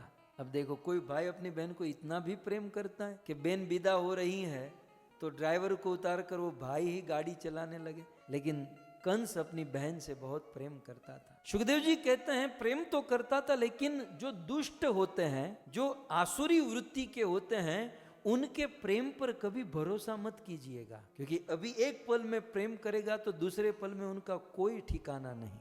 दुष्टों के प्रेम का कोई भरोसा मत कीजिएगा। रावण ने मारीच से कम प्रेम किया था, ऐसा वर्णन है कि जब वो शूर्पणखा ने रावण को मैसेज दिया कि वो तपस्वी के साथ एक सुंदर कन्या है, तो रावण तुरंत मारीच के पास गया और रावण ने मारीच को दंडवत प्रणाम किया। मारीच तो सोच में पड़ गया, रावण प्रणाम, और रावण मुझे कुशल मंगल पूछ रहा है, मुझे प्रणाम कर रहा है, रावण मुझसे आज इतना प्रेम कर रहा है। तुरंत मारीच समझ गया कि कुछ गड़बड़ है, क्योंकि नमन नमन में फेर है, प्रणाम प्रणाम में बड़ा अंतर है। सो ये कंस का प्रेम कुछ अलग तरीके का है। कंस रथ चलाने लगा, अभी रथ चला नहीं है। कंस जैसे ही रथ को चलाने जा रहा था, उसी समय देवलोक में खलबली मच गई। देवताओं के समाज में बड़ी परेशानी हो गई। ध्यान से सुनिएगा, ये थोड़ी सी समझने वाली बात है। देवताओं ने मीटिंग की और मीटिंग का एजेंडा यही था कि ये कंस है, ये क्रूर है, ये पापी है, और इस पापी कंस को मारने के लिए तो भगवान प्रकट होने वाले हैं। लेकिन गलती से भी ये कंस देवकी और वसुदेव का रथ चलाएगा तो देवकी वसुदेव की सेवा हो गई। और देवकी वसुदेव कौन? भगवान के भक्त हैं। तो इसका अर्थ यही हुआ कि कंस जो है भगवान के भक्तों की सेवा करने जा रहा है। और भगवान का सिद्धांत है कि वे अपने सेवक को एक बार मार देंगे, लेकिन भगवान अपने भक्त के सेवक को कभी नहीं मार सकते। अपने भक्तों की सेवा करने वाले को भगवान कैसे मारेंगे? सो देवताओं ने सोचा कि ये कंस तो भगवान के भक्तों की सेवा करने, कुछ करे ताकि ये सेवा छोड़े। क्या करे क्या करे, देवताओं को कोई उपाय नहीं मिला। तब देवताओं ने आकाशवाणी कर दी। आकाशवाणी हुई, अरे मूर्ख मूर्ख, तू जिसका रथ चलाने जा रहा है उसकी 8वीं संतान तेरे मृत्यु का कारण होगी। जब इस प्रकार से कंस ने सुना, वर्णन है भागवत में कि कंस आगे पीछे देखने लगा कि मुझे मूर्ख किसने कहा? आज तक इस आदमी ने ऐसे शब्द कभी सुने नहीं थे, मूर्ख। लेकिन फिर पता चला कि ऊपर आकाशवाणी से ये आवाज आई है और कहा कि देवकी की 8वीं संतान तेरे मृत्यु का कारण। इतना सुनना था, कंस का जो भी प्रेम था ये प्रेम उनके द्रोह में परिवर्तित हो गया। और जिस हाथ से लगाम पकड़ी थी घोड़ों की, वो लगाम छोड़ी और कंस ने एक हाथ से देवकी के पकड़े बाल और दूसरे हाथ से कंस ने म्यान से खींची तलवार, और कंस अपनी तलवार से देवकी का मस्तक काटने जा रहा है। कंस देवकी के मस्तक काटने जा ही रहा था, उसी समय वसुदेव जी बड़े आशावादी थे, वसुदेव बड़े गुणवान थे। वसुदेव जी ने कंस को रोका और एक ऐसा पॉइंट बोल दिया कि कंस सोच में पड़ गया। कुछ थोड़ी देर के लिए पॉज मिल गया, वसुदेव को समझाने के लिए मौका मिल गया। ये प्रवचन सुनने लायक है। श्रीमद् भागवत में मैंने एक बार कथा कही थी, ये रथ के ऊपर वसुदेव ने कंस को जो समझाया, जो सुनाया, उस पर 7 दिन की कथा हुई थी। बहुत सुंदर बात है। अब देखो, वसुदेव के ऐसे धर्म संकट में है कि तलवार हाथ में है, 1 2 3 देवकी का मस्तक कटेगा, और उस समय कैसी बात करनी है कि कंस रुक भी जाए, मान भी जाए, क्रोध भी ना आए। शाम दाम दंड भेद 4 विधि होती है। वसुदेव जी ने सोचा दंड और दाम ये तो कंस को दिया नहीं जा सकता, शाम और भेद नीति से वसुदेव जी ने समझाया। वसुदेव जी कहते हैं कि महाराज ये क्या कर रहे हैं आप इतने कीर्तिमान, आप इतने प्रभावशाली, आपकी कीर्ति तीनों लोक में फैली हुई है। एक बात समझ लीजिएगा, कोई व्यक्ति यदि कुछ गलत करने जा रहा है या किसी व्यक्ति को आपको रोकना है, उनकी प्रशंसा कर दो, व्यक्ति सारा काम छोड़कर अपनी प्रशंसा सुनने बैठ जाएगा। ये सारी कला वसुदेव में थी। क्यों न हो, भगवान के बाप बनने वाले हैं। तुरंत एक ऐसा स्टेटमेंट मारा, कंस की प्रशंसा सुनते ही कंस उसे सुनने में, महाराज आपकी कीर्ति तीनों लोकों में है और आज आप देवकी को मारकर आपकी कीर्ति नष्ट करोगे। एक तो ये स्त्री है, ऊपर से आपकी बहन है, और उससे ऊपर आज इनका विवाह है, आप उनको विदा कर रहे हो और ऐसी परिस्थिति में मारोगे। महान व्यक्ति की कीर्ति नष्ट होना ये उनके मृत्यु के बराबर होता है महाराज। प्रत्येक श्लोक में महाराज संबोधन, प्रत्येक श्लोक में। कंस ने कहा लेकिन मुझे डर है कि इसकी 8वीं संतान मुझे मार देगी। वसुदेव जी कहते हैं महाराज मरना किसको नहीं है। क्या कहते हैं? मृत्यु जन्मताम वीर। हे वीर, देखिए एक तो समझाना भी है और ऊपर से प्रशंसा भी करनी है। बहुत गुणों से युक्त ये वाणी थी, इसको विश्लेषण से कभी विस्तार से सुनिएगा। मृत्यु जन्मताम वीर, हे वीर देहेन सह जायते।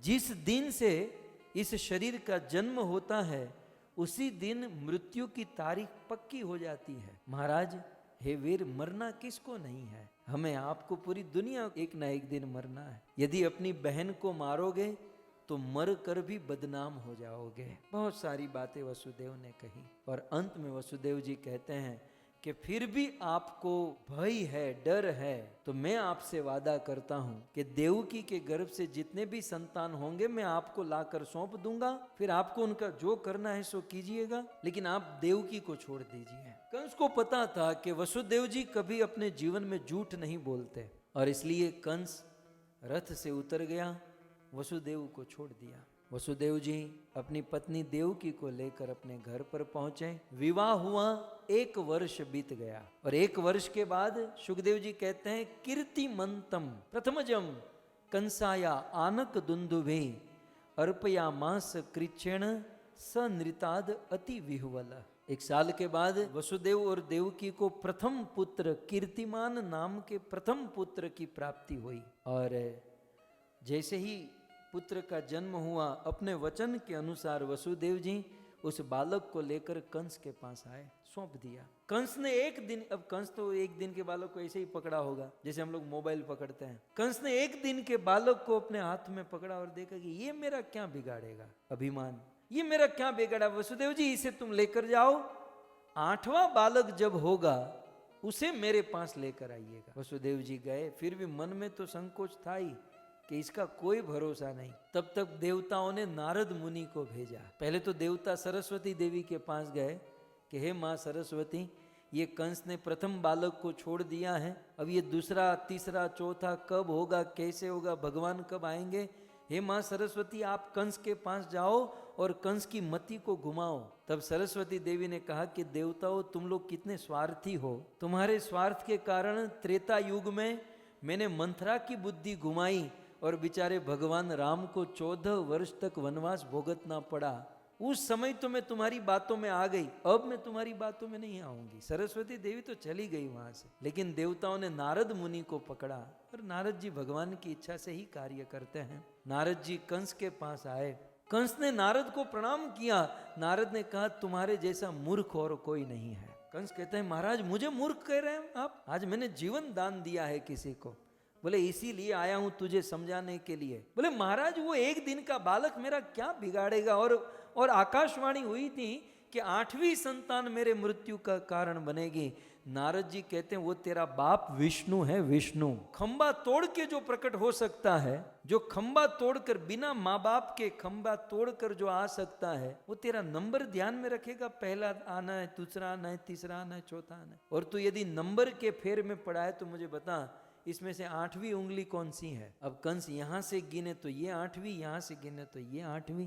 कंस भी चक्कर में पड़ा कि ये तो पहला भी 8वां हो सकता है, 8वां भी 8वां हो सकता है। ये अष्टदल कमल, 8 पंखड़ी वाला कमल नारद जी ने दिखाया, बता अब इसमें 8वीं पंखड़ी कौन सी है। कंस गोल गोल करके गिनता है तो पहली भी 8वीं, दूसरी भी 8वीं, तीसरी भी 8वीं। कंस के दिमाग की खिड़की खुल गई, बोले ये तो कोई भी 8वां हो सकता है।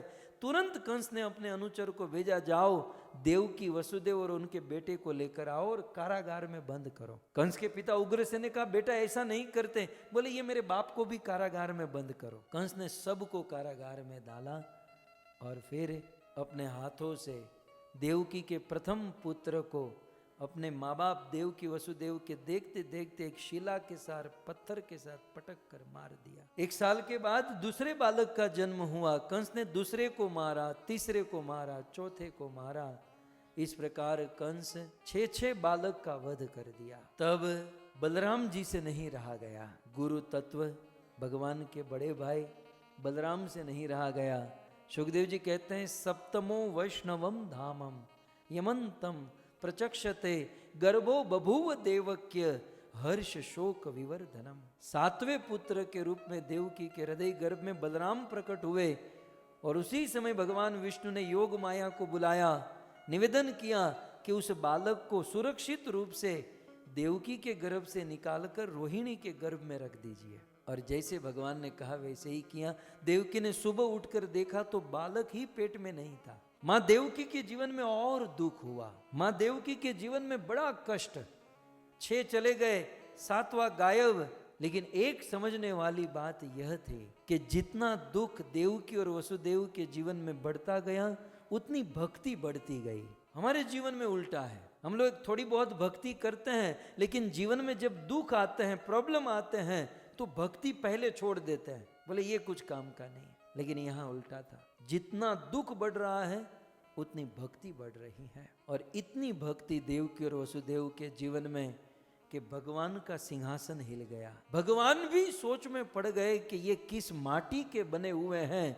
6 बालक आंखों के सामने मारे गए, 7वां चला गया, फिर भी मेरी भक्ति कर रहे हैं, फिर भी मुझे समर्पित है। धरती पर जो होता है उसे धरती कंप कहते हैं, लेकिन आज वैकुंठ कंप होने लगा। आज ईश्वर कांप गया, भगवान का सिंहासन हिल गया और भगवान ने निर्णय ले लिया कि अब तो मुझे धरती पर जाना ही होगा। और उस समय भगवान कृष्ण सर्वप्रथम इस धरती पर वसुदेव जी के मन में आए। वसुदेव जी के मन से माँ देवकी के मन में गए और माँ देवकी के मन से देवकी के हृदय गर्भ में गए।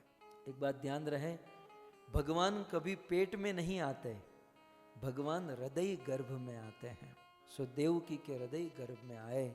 सुखदेव जी ने कहा, भगवान जब माँ देवकी के हृदय गर्भ में आए ना, माता देवकी की प्रसन्नता बढ़ गई, माँ देवकी के शरीर का तेज प्रकाश बढ़ गया, माँ देवकी का शोक दूर हो गया।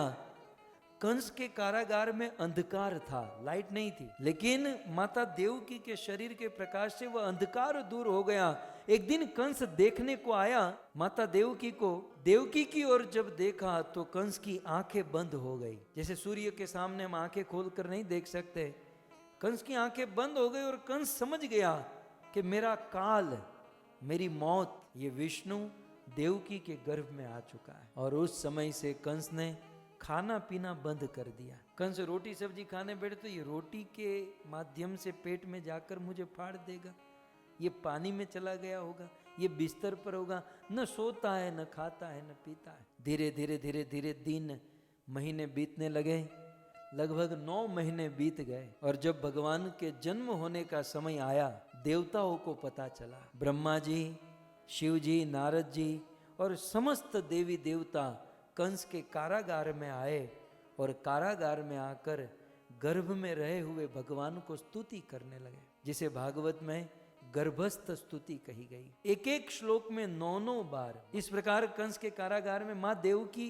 गर्भवती है, 9 महीने लगभग बीतने को आए हैं और सारे देवता भगवान को स्तुति कर रहे हैं। सत्यव्रतम परम त्रिसत्यम, सत्यस्य नेत्र, सत्यस्य योनि, निहितम च सत्ये। सारे देवता बहुत सुंदर भगवान को स्तुति कर रहे हैं। अनेकों श्लोकों में देवताओं ने स्तुति की और स्तुति करके सारे देवता वापस अपने घर की ओर लौटे। और यहाँ पर सुखदेव गोस्वामी ऐलान करते हैं कि अब जैसे ही भगवान कृष्ण ने प्रकट होने के लिए सोचा कि बस अब, क्योंकि अष्टमी का दिन आ चुका था और रात को 12 बजने वाले ही थे, उस समय भगवान सोचे कि अब मैं प्रकट होऊंगा। तो भगवान के प्राकट्य के समय, ये जो समय होता है, काल जो होता है, समस्त गुणों को लेकर विभूषित हो गया। पवन देवता मंद मंद सुगंधित सुमंद हवा को बहाने लगे। असुरों के अत्याचार से नदियों में पानी सूख गए थे, लेकिन हमारा बाप आ रहा है, हमारा ईश्वर आ रहा है, यह पता चलते ही नदियों के जल उभरने लगे, नदियों में बाढ़ आने लगी। हमारा भगवान, हमारा ईश्वर, हमारा कृष्ण आ रहा है। वृक्षों में फल फूल देना बंद कर चुके थे, लेकिन भगवान आ रहे हैं पता चलते ही वृक्षों पर फल फूल आने लगे। साधुओं के मन में अंदर से आनंद होने लगा। कभी कभी होता है ना, कुछ बाहर से न कुछ मिला न खाया पे, लेकिन अंदर से कुछ आनंद की अनुभूति होती है। साधुओं के मन में अंदर से आनंद होने लगा और असुरों के मन में अपने आप भय उत्पन्न होने लगा। गंधर्व गाने लगे, अप्सराएं नाचने लगी, देवता वाद्य बजाने लगे और बहुत सुंदर वातावरण छा गया। कहते हैं कि बादल गरजने लगे और बादल बरसने लगे, मंद मंद मंद बादल बरसने लगे। और उसी समय भाद्र मास कृष्ण पक्ष अष्टमी तिथि, रोहिणी नक्षत्र, हर्षण योग, वृष लग्न और बुधवार के दिन ठीक रात को 12 बजे, जैसे अंधेरी रात में पूर्ण कड़ा पूर्णिमा का चंद्रमा प्रकट होता है, जैसे बड़े बड़े पर्वतों के पीछे से सूर्य प्रकट होता है, जैसे सिंहनी के गर्भ से सिंह जन्म लेता है, वैसे ठीक रात को 12 बजे कंस के कारागार में माता देवकी के गर्भ से भगवान कृष्ण प्रकट हो गए। श्री कृष्णचंद्र भगवान की, श्री कृष्णचंद्र भगवान की। कंस के कारागार में भगवान श्री कृष्ण प्रकट हुए। अभी तो बेचारे कारागार में प्रकट हुए हैं, हमें तो गोकुल में, उत्सव गोकुल में है, मथुरा में नहीं है। तब मैंने गोकुल पहुंचवा दियो। तो कृष्ण कंस के कारागार में, और जैसे ही प्रकट हुए तो माता देव की मूर्छित अवस्था में थी, वसुदेव जी जागृत अवस्था में। और वसुदेव जी ने जो भगवान का रूप देखा, कहते हैं सशंख चक्र। वसुदेव जी ने क्या देखा? तम अद्भुतम बालकम अम्बुजेक्षणम चतुर्भुजम शंख गदा भिदायुधम श्रीवत्स लक्ष्मम गलस्तो भी कौस्तुभम पीताम्बरम सांद्र पयोद सौभगम। वाह! वसुदेव जी ने देखा कि भगवान का चतुर्भुज स्वरूप है, शंख चक्र गदा पद्म पीताम्बर कौस्तुभ मणि धारण कर रखी हैं, सुंदर मस्तक पर मुकुट है, कानों में कुंडल है, गले में सुंदर वैजंती 5-5 रंग वाले फूलों की माला है, और वे भगवान छोटे से वहां पर खेल रहे हैं। कुछ समय के बाद माँ देवकी जगी और देवकी और वसुदेव के मन में चिंता होने लगी कि कंस ने जैसे मेरे पूर्व जन्म लिए हुए बालकों को मार दिया, कहीं कंस इस बालक को भी मार न दे। बड़ा देवकी वसुदेव के मन में चिंता होने लगी। तब भगवान ने कहा कि माता पिता आप चिंता मत करो, मैं कोई साधारण बालक नहीं हूँ। पूर्व जन्म में आप पृश्नि और सूतपा थे, उनके पूर्व जन्म में आप कश्यप और अदिति थे। आपकी भक्ति के कारण, तपस्या के कारण मैं आपका पुत्र बनकर आया हूं। और फिर भी यदि आपके मन में चिंता हो रही है कि भाई कंस हमें मार देगा, कष्ट देगा, तो एक काम करो, मुझे गोकुल में नंद बाबा के वहां छोड़ दो। नंद बाबा के वहां बहुत सारी गैया है, खूब दूध दही माखन खाऊंगा और बड़ा होकर मथुरा आकर कंस को मारूंगा और आपको कारागार से मुक्त करा दूंगा। देवकी और वसुदेव को भगवान की बात ठीक लगी। वसुदेव जी कृष्ण को अपने हाथों में लेकर चलने लगे, लेकिन देवकी का मन नहीं कर रहा है। साधारण से बालक को छोड़ने का मन न करे, ये तो स्वयं भगवान है। माँ देवकी बारंबार दूध पिलाती है, बारंबार सौंपती है, वापस लेती है, और अंत में हृदय में पत्थर रखकर वसुदेव जी ने कृष्ण को हाथों में उठाया। जैसे ही कृष्ण को हाथों में लिया, वो जंजीर, वो लोहे की बेड़ियों के बंधन खुल गए, कारागार के कपाट खुल गए, सारे द्वारपाल सो गए, और वसुदेव सीधे कृष्ण को लेकर वहां से बाहर निकल गए। मथुरा की सड़क में पहुंचे, बादलों ने देखा कि भगवान का जन्म हुआ है, बादल गरजने लगे। यह सोचकर कि भगवान का जन्म हुआ है और भगवान के शरीर का रंग हमारे जैसा है। आने वाले समय में बड़े बड़े कवि विद्वान भगवान के रंग की उपमा हमारे साथ देंगे। ये सोचकर बादल गरजने लगे, बरसने लगे, मानो बादल भगवान को दान देने लगे कि आज भगवान का जन्मदिन है, बर्थडे है, हमें कुछ भेंट देनी चाहिए। बादल का धन जल होता है, भेंट देने लगे। वसुदेव जी चल रहे थे, जब भीगने लगे तो बलराम जी अनंत शेष का रूप लेकर छाता बनकर वसुदेव के पीछे पीछे चलने लगे। बलराम जी का ये भाव कि लीला की दृष्टि से भले मैं बड़ा हूं, लेकिन तत्व की दृष्टि से तो मैं छोटा हूं। आखिर तो मैं लक्ष्मण हूं ना, भले मैं बड़ा बनकर आया, लेकिन सेवा करना ये मेरा धर्म है। इसलिए बलराम जी शेष रूप लेकर छाता बनकर भगवान के पीछे पीछे चलने लगे। चलते चलते वसुदेव जी यमुना तट पर पहुंचे। मथुरा से गोकुल जाने के लिए यमुना पार करनी है। यमुना तट पर पहुंचे, लेकिन आज यमुना में बाढ़ आ गई। बाढ़ का कारण, यमुना ने सोचा कि बड़े बड़े योगी योग करते, ध्यानी ध्यान करते हैं, तपस्वी तपस्या करते हैं, लेकिन फिर भी जिस भगवान के चरणों का दर्शन तक नहीं कर पाते, वे भगवान आज स्वयं चलकर मेरे पास आ रहे हैं। मैं तो धन्याति धन्य हो गई। यमुना आज खुशी के मारे पागल हुई, इसलिए यमुना में बाढ़ आई। फिर भी वसुदेव जी यमुना में प्रवेश किए। कुछ देर वसुदेव जी चले, और जैसे ही कृष्ण का चरण यमुना जल को स्पर्श हुआ, यमुना शांत हुई और दो भागों में बट गई। साथ ही साथ यमुना ने यह भी सोचा कि आगे चलकर कृष्ण से विवाह करना है। मेरे पिताजी प्रस्ताव लेकर जाएंगे और वसुदेव को याद आएगा कि ये वो पागल यमुना जिसमें बाढ़ आती है, पागलों की तरह उछलती है, हम शादी वादी नहीं कराएंगे। इसलिए अपने ससुर जी को आए हुए देखकर यमुना शांत हो गई और 2 भागों में बट गई और वसुदेव जी बीच यमुना से निकल कर चले गए। यहाँ गोकुल में सब लोग योग निद्रा में सोए हुए हैं और माँ यशोदा योग निद्रा में सोई हुई हैं और एक कन्या को जन्म दी हुई हैं। वसुदेव जी अपने कृष्ण को लेकर यशोदा के पास पहुंचे, अपने बालक को वहां रखे और उस कन्या को लेकर वसुदेव जी कंस के कारागार में वापस लौटे। और जैसे ही कन्या को लेकर कारागार में आए, बेड़ियों के बंधन बंध गए। आचार्यों ने कहा, जब तक कृष्ण हाथ में थे बेड़ियों के बंधन खुल गए, और कृष्ण को छोड़ा और कन्या को हाथ में लिया तो बेड़ियों के बंधन बंध गए। सिद्धांत यह है कि जब तक भगवान कृष्ण को हाथों में रखोगे, संसार के सारे बंधन खुल जाएंगे, और कृष्ण को छोड़कर माया को हाथ में ले लोगे तो अनेकों बंधनों में बंध जाएंगे। तो इस प्रकार वसुदेव जी यहाँ पर, और दूसरी ओर नंद बाबा सुबह जगे तो देखा कि आहा, बहुत लंबी उम्र के बाद नंद बाबा के घर पर एक सुंदर बालक का जन्म। सुखदेव जी ने ऐलान किया, नंद तु आत्मज उत्पन्ने जाता लाद महामना। नंद बाबा बिल्कुल बड़े मन वाले, बड़े हृदय वाले नंद बाबा प्रसन्न हुए और प्रसन्न होकर नाचने लगे। स्नान किए, ब्राह्मणों को बुलाए, स्वस्ति वाचन कराए, अनेक लाखों गायों का दान किए।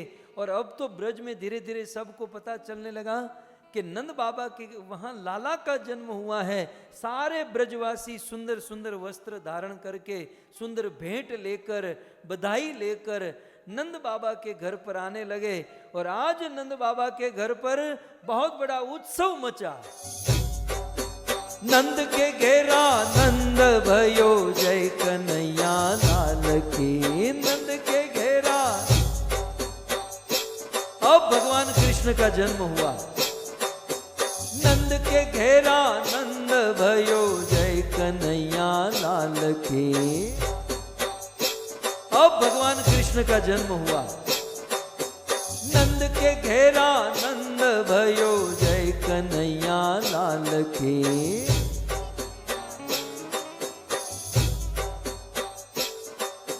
जय कन्हैया लाल की हो, जय कन्हैया लाल की।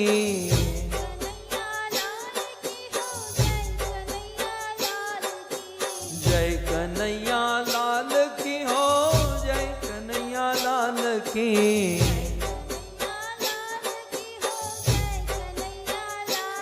ए नंद के घेरा नंद भयो, जय कन्हैया लाल की।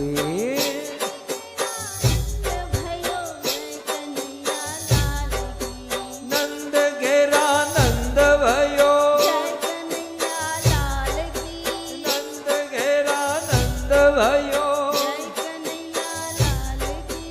नंद के घेरा नंद भयो, जय कन्हैया लाल की।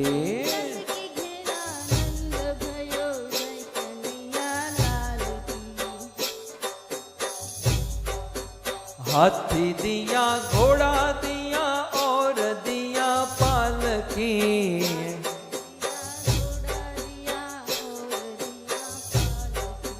हाथी दिया, घोड़ा दिया और दिया पालकी।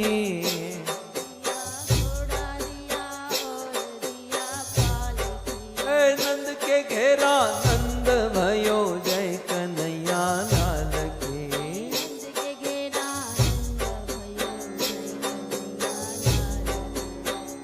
हेलो हेलो, सभी भक्त खड़े होकर नाचते हुए भाव से, हे मारू वन रावण छे रूडू, वैकुंठ नहीं रे आओ। मारू वन रावण छे रूडू,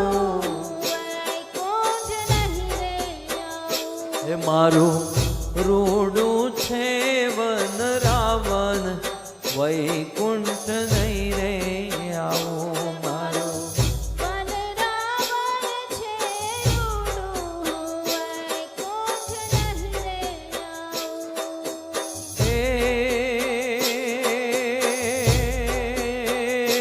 नहीं आऊ हो नंद जी ना लाल रे, वैकुंठ नहीं रे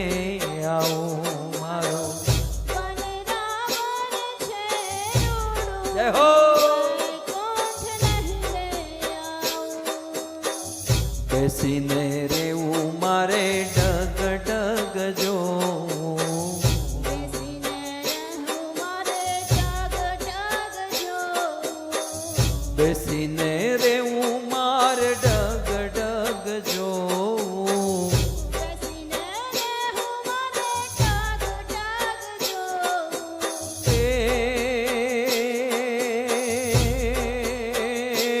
નહીં ખાવું ને નહીં મારે પીવું નંદજીના લાલ રે વૈકુંઠ નહીં રે આવું મારું વનરાવન છે રૂડું, વૈકુંઠ નહીં રે આવું.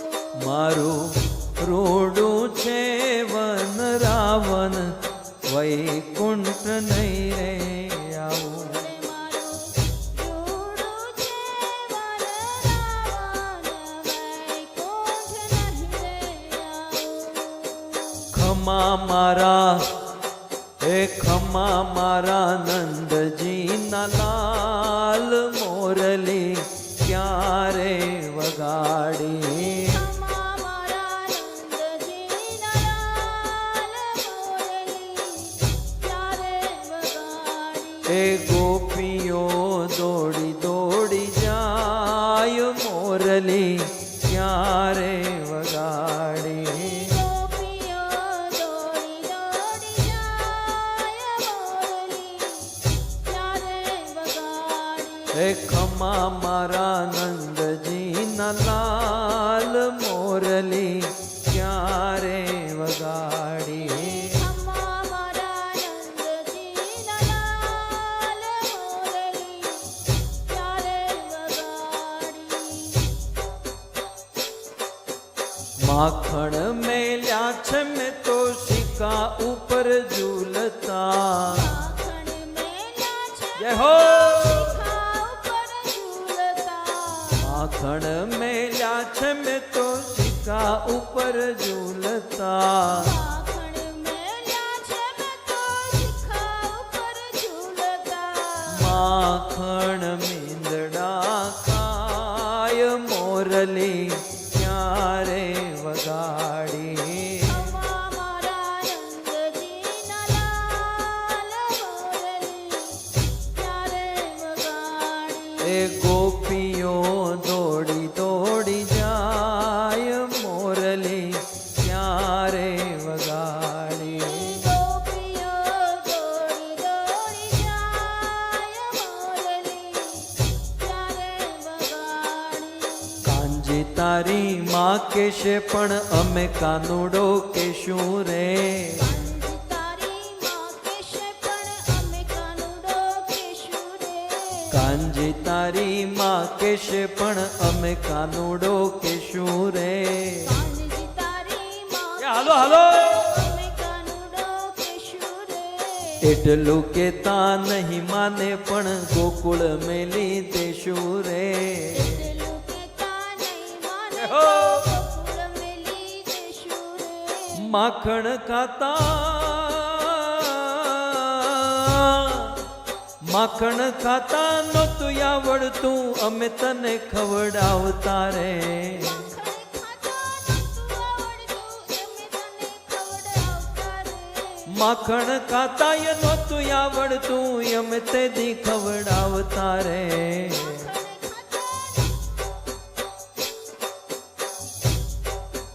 ગોપીઓએ તારું ઘર ઘેરાણું જય ખૂણામાં બેઠું રે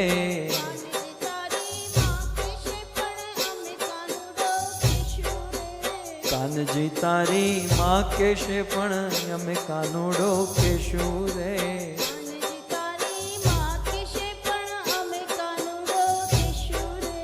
ઘૂંટણિયા બેર હાલતો ચાલતો બોલતો કાલું ખેલું રે ઘૂંટણિયા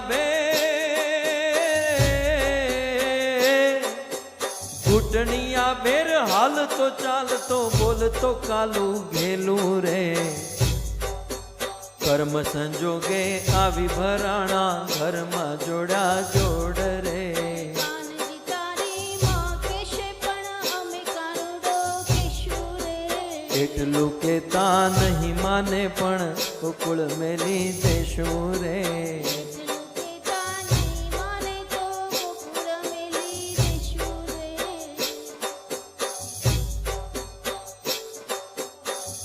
અમે મૈયારા કંસ રાજાના વાલા કોઈને ન દઈએ દાણ. મારગડો મારો મેલી દિયો ને કુંવર કાન રે. મારગડો મારો મેલી દિયો ને કુંવર કાન. એમાં ટુકડી મહીની ગોળી હું મહિયારણ હાલી રે એ ગોકુળમાં. ઓ મોરા શ્યામ મુજને હરિવાલા.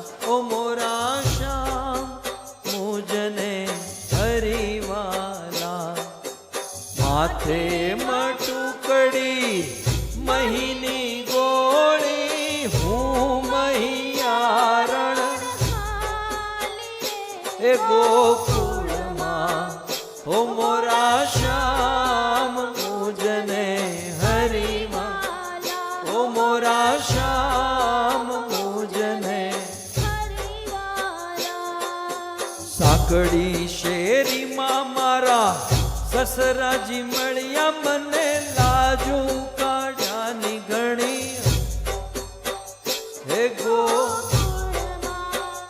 ઓ મોરા શ્યામ મુજને. ઓ મોરા શ્યામ મુજને હરિવાલા. નટવર નાનો રે કાનો રમે છે મારી કેડમાં. નટવર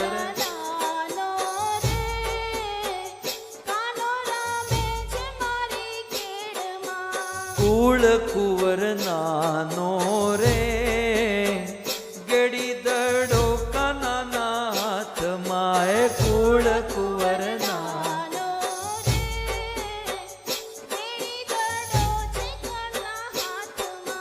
નટવર નાનો રે કાનો રમે છે મારી કેડમાં. નટવર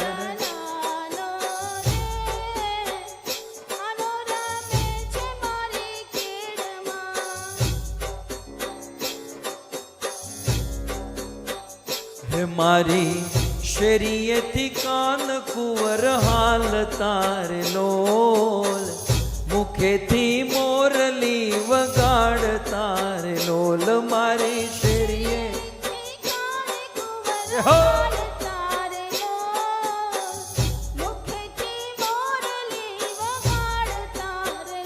એ હું તો જબકીને જોવાની કડી રે લોલ. ઓઢણ યંગ પર વિસરી રે લોલ. હું તો જગપી કડી રે લોલ.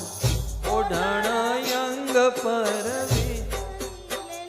એ મારી શેરીએથી કાન કુંવર હાલ તારે લોલ. વિકેતી મોરલી વગાડ તારે લોલ. મારી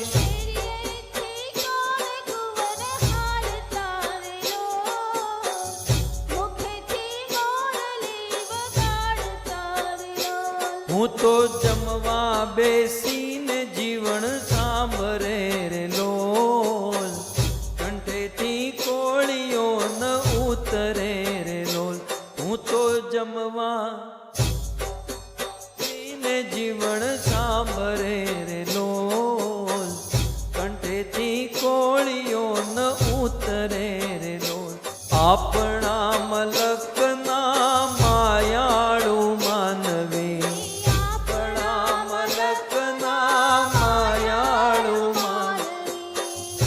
આપણા મલકના માયાળુ માનવી. આપણા મલકના માયા મેલીને વયા જાશું મારા મહેરબાન. હાલો ને આપણા મલકમાં માયા મેલીને વયા જાશુ મારા મહેરબાન હાલો ને આપણા મલકમાં ઉતારાયો રડાય આપણા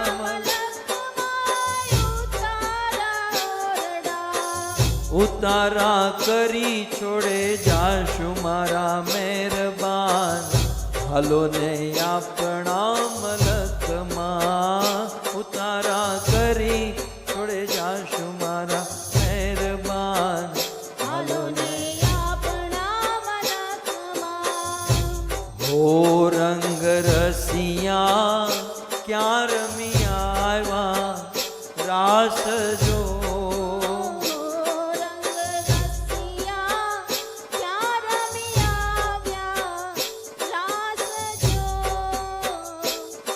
आज नंद बाबा के घर पर सुंदर कृष्ण का जन्म हुआ है। सारे ब्रजवासी गण अपने अपने हाथों में भेंट लेकर सुंदर बधाई लेकर आज नंद बाबा के घर पर आ रहे हैं।